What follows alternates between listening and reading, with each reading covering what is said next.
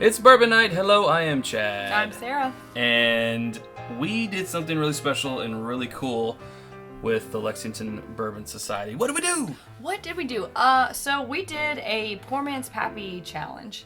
And the reason that this was so cool, and mind you, very different than we've covered Poor Man's Pappy before, was that we could use anything we wanted. And we know that that's not normally the rules for making a Poor Man's Pappy. So we still stuck with majority Buffalo Trace products, but we threw in something a little extra special. Because there were the only rule was you couldn't use anything that had Pappy on the label. No Van Winkle, no Pappy 15, none of that. You couldn't use any of it. No Rip 10, Nothing. Lot B, none of that. Of course, the typical Poor Man's is Weller 12 and Old Weller Antique. Mm-hmm. Some other popular variations, you put 5% of water in there, or Stag Junior has been a popular one. But this one, besides that one rule, no rules. No rules. It was pretty much just make something that tastes awesome. Right. Now, some people were trying to craft something that tasted close to... like the 15. The 15 or the Lot B, the 12-year. We weren't.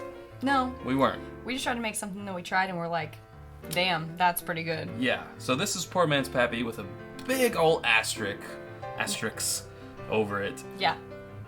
So, go ahead. I know you're going to comment below, but that's fine. That's fine. That's fine. It's an experiment. Yeah, it is an experiment. It was just fun. It was fun. So we had a tasting mat like this provided for us. And we had, there was supposed to be 10, but one person couldn't make it, so there was 9 different samples, all blind, all home, not brewed, but home mixed. Home rested. Home rested. Yeah. Yeah. We actually didn't even give ours a full 2 weeks. It was about a week and a few days. Yeah. Just because we ran out of time. Ran out of time. Because we were lazy. Yeah. So we started with just tossing things in. Right. So, we wanted to use the Weller 12, or at least one of the Wellers from the original recipe as our base. And so we did. We actually did, I think, what was it? 12 ounces. So we had to make enough for 20 people. 20 people to have... basically almost a full... bottle. 750 ounce, or milliliter bottle, a fifth. So we used 12 ounces, and that's the highest in our three bourbon ratio here. So it's majority Weller 12. Yeah. And then we started, first we started testing things. And we first went to Buffalo Trace. We thought, Rock Hill Farms. We added a little bit of that. So what we were making were basically 3 or 4 ounces, little very mini small recipes just so we could try. We tried the Rock Hill Farms. It wasn't doing much. No. What else did we try? We tried the Antique. It wasn't really doing much. Yeah. I think we tried some Stag too. I think we did try some Stag. It's been a while. Also, we tried a lot that night. Yeah. But then we started getting wacky, and we added in our least amount at 5 ounces of E.H. Taylor the small batch. That's right. Yeah. But it was working. It was working, but we were missing an element. We were like, what is that third element that we're missing? And it was just getting, we were getting to the point where the more we tried, the more we were doubting whether we liked it or we didn't like it, or if we were just getting to the point where we couldn't taste it anymore. But finally, we came across something so out of the box that we thought, and if you watch the show, you won't be surprised by this, we decided to throw in Old Forester 1920. Not even a Buffalo Trace product. Again, there were no rules, so we went wherever we could go, and we decided that that's where we wanted to go. Because at that point, we were just trying things. Right, and we were like, damn, that's really good. And at that point, it had been so much tasting that we were like, you know what? That's it. Let's do it. Let's print. Yeah. Yeah. 115 proof. We kind of needed that higher proof to kick it up a notch, and it worked. And it was 7.5 ounces, right? 7.5 ounces of 1920. So 7.5 of the 1920, 5 of the E.H. Taylor, and 12 of the Weller 12. Yeah. Weller 12. Weller 12. There you go. Yeah. And it worked. Maybe they'll say it's blasphemy. Probably. Yes. Well, it's okay. I'm looking to the future. Yes, someone wrote blasphemy down there. However, this won. Yeah. We won. We won blind.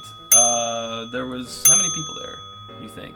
20. 20 or so. 20 or so tasting. Tasting. Yeah. Well, and maybe not quite because we still had a little bit left. Yeah. So maybe not quite. Maybe about 18. Yeah. But so they went around and got people. What's your number one pick? And we took all these notes. Yeah, I have notes. all these notes on every one of them. And then they went around. Well, okay, what's your second place? And they went around. What's your third place? And they assigned points to it. And the one that got the most points was this guy. Our poor man's Pappy. Yeah. And we were very surprised. And pleased. And pleased. But mostly surprised. Like, really? Yeah, mostly. How did we get away with that? I would love some. Thank you. Yeah, we're just going to do a little. Yeah. So it's been a little while. It's aged, or mingled, I should say. It's mingled for a little bit longer. a little bit. Congrats. Congrats.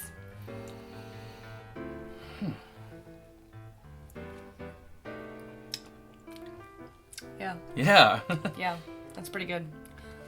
And if you don't respect it for being a poor man's Pappy challenge, which I totally understand because, again, there were no rules and it does not fall anywhere for a purist near what would be poor man's Pappy. Yeah. Let's just call it we won our small batch contest, right? Like, we had to make a small batch of something and we won. We became master blenders for a day. Oh, master blenders for a day. And it's... I think you were wearing that shirt. I was wearing this shirt. I think I was wearing this jacket. I think you were. Huh, imagine that. We're predictable. But this is... It's not too sweet, but it's kind of buttery. No, it's kind of buttery. It's got a little nutty, but it's bold too. It's spicy. Yeah. It's got a kick, and I really like that. It's smoky towards the end. Mm-hmm. It's got a nice, nice burn. Yeah, I feel like it just kind of does its own little zoop around the flavor wheel. Zoop. Zoop. It takes a little tour. We're gonna stop here for a second. We're gonna stop here. Yeah, yeah. Here. First, stop one is sweet. Yeah. It's kind of candy-like, but then it quickly moves around, and I think it finishes on a smoky that lingers on your tongue that I really like.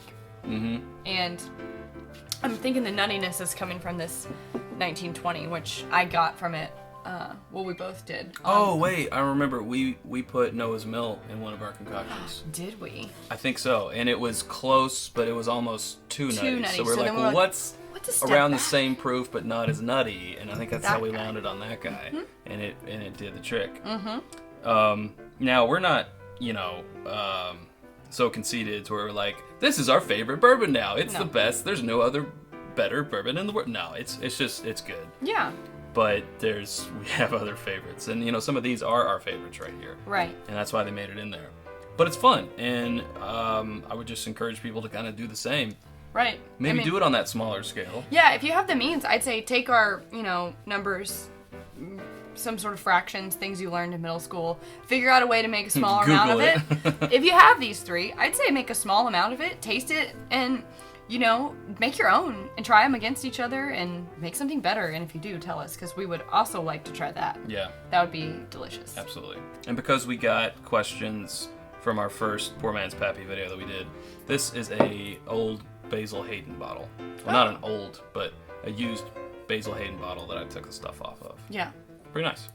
It works. Yeah. So, I guess to wrap up, just say try doing some blending. It's pretty cool. It's be your own master blender. Yeah, kind of the next... Be your own Beyonce. What? People say that. Be your own Beyonce? Yeah, be your own Beyonce. Yeah. You can rule the world. Yeah, bae. Don't say that. Okay. Only I can do that. You can't do that. Be your own master blender. Yeah. And try some things, and don't be discouraged when some things you mix are completely nasty, because I've done that before off of someone else's recommendation. Nothing poor man. There was just what if you added this to that? Yeah. And it was awful. But they're not all. They can't always be winners. They can't always be winners, right?